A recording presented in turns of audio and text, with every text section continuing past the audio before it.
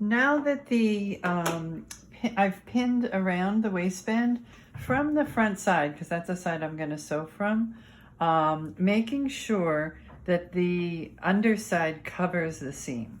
So the way that I've done this, and I've gone through most of it already, is I take the pin and I put it through where I can feel it or see it going into that underside and pin it up. This will make it easy when I'm sewing for me to pull those pins out.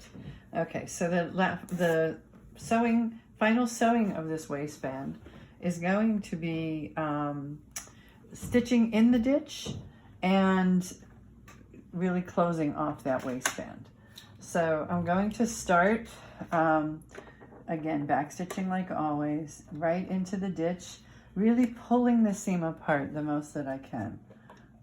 So, okay, back stitch, and then I'm going forward and really stitching in the ditch. Now keep in mind, I'm sewing with black thread, so you're really going to see it, but the whole idea is that this stitch will disappear. And always good to stop with the needle down as we move to the next section. When the waistband is finished, you can inspect to make sure that you've actually caught it on the other side. And if everything looks good, the last step on the waistband will be to be putting buttons or buttonholes. So here you can see the overlap. I can either leave the overlap on the outside or I can put it to the inside, depending upon what style we'd like to do. On this one, I'm going to plan it for the outside. So now on the outside section, I can either put one large button that would do something like that, or I could even put two smaller buttons. If I had two this size, I could put those and plan those for the space. So depending upon what it is, the buttonhole should be going parallel to the waistband, so it's going to go this direction. And then your button, if you're going to have the tab on the outside, will be placed underneath, and your buttonhole on the top part. So that would be the next step that I would do. The final step then will be the hem.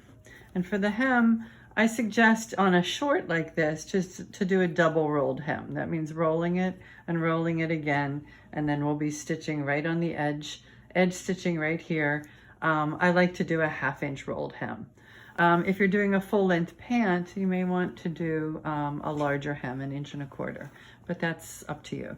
And for the samples that we're making, and the pattern that we drafted for a full length pant, we planned 1 1/4 inches. Starting at the inseam, I'm folding in 1/2 inch, and then I'm going to be edge stitching at 1/2 inch to do the hem. The final short should end up looking like this. It has the waistband, the hem is completed, and it's a pretty little piece. So now the next thing will be to put it onto a mannequin or a model and see how it fits.